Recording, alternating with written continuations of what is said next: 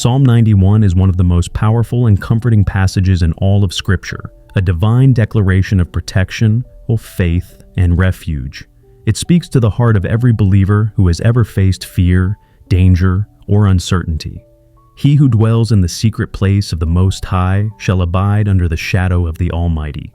Those opening words set the tone for the entire psalm, a call to intimacy with God, to live not merely near Him, but within His presence. The secret place is not a physical location, but a spiritual dwelling, a place of trust, prayer, and surrender, where the soul finds safety under the covering of the Almighty's wings. It is where fear loses its voice and faith becomes the heartbeat of the believer. To dwell there means to rest continually in God's presence, not just visit when life gets difficult. It is the posture of someone who has made the Lord their permanent home, their constant refuge, and their fortress in every storm. Psalm 91 paints the image of a God who does not simply watch over His people from a distance, but one who surrounds, shields, and shelters them from harm. The psalmist declares, "I will say of the Lord, He is my refuge and my fortress, my God, in Him will I trust." This is not a passive statement. It's a bold confession of faith. Even when the world around us shakes, even when chaos rises and the night feels long, the believer stands firm and speaks life through trust in God's protection.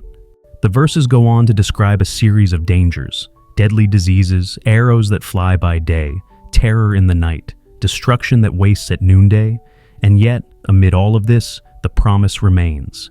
1,000 shall fall at thy side, and 10,000 at thy right hand, but it shall not come nigh thee.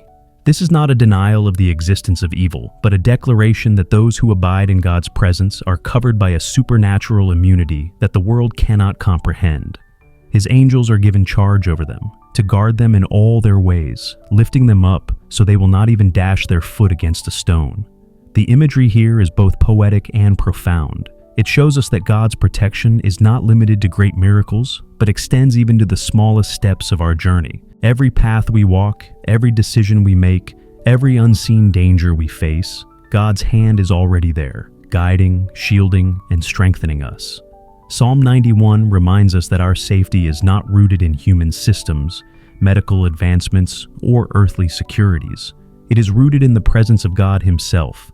When He says, "No evil shall befall you, neither shall any plague come near your dwelling," He's not promising a life free from hardship, but a life where His divine covering ensures that no weapon formed against you will prosper. In the spiritual sense, this psalm also reveals a deep truth about faith and warfare. The snare of the fowler represents the traps the enemy sets: temptation, deception, fear, and distraction. Yet the psalm declares that God will deliver us from every snare and pestilence. His truth is our shield and buckler, meaning His word becomes both our defense and our weapon. When fear whispers lies into our hearts, we respond with truth. When darkness presses in, we answer with light.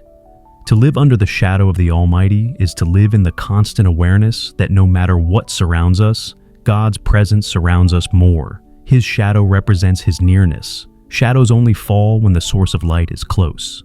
So if we are under His shadow, it means God is near. He is not far away in heaven watching from above. He is beside us, covering us, protecting us, and walking through the fire with us. Many believers turn to Psalm 91 in times of sickness, warfare, and uncertainty, because it serves as a spiritual shield, a reminder that God has not abandoned His children. In times of global fear or personal loss, these words become like oxygen for the soul. It reminds us that we are not at the mercy of the world's chaos, but under the divine care of a sovereign God. The closing verses shift from the psalmist's voice to God's own, as if the Lord Himself steps into the scene to affirm every promise spoken. Because He has set His love upon me, therefore will I deliver him. I will set him on high, because he has known my name. This is personal. God is not speaking to a crowd, but to the one who loves Him, the one who seeks Him. The promise continues. He shall call upon me, and I will answer him. I will be with him in trouble. I will deliver him and honor him. With long life will I satisfy him and show him my salvation. These are not mere poetic phrases. They are divine guarantees from the heart of God. He doesn't say trouble will never come. He says, I will be with him in trouble. That is the anchor of Psalm 91. not a promise of escape, but a promise of presence.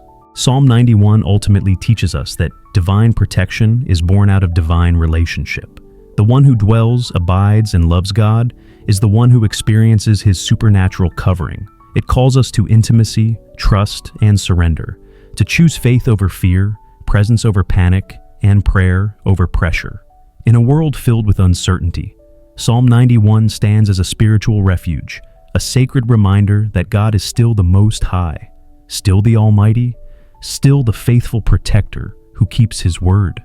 When life feels unstable, when storms rise, and when fear knocks at the door, Psalm 91 reminds us to remain under the shadow of his wings. For those who make the Lord their dwelling place, safety is not the absence of danger, it is the presence of God himself, and that is the promise that will never fail.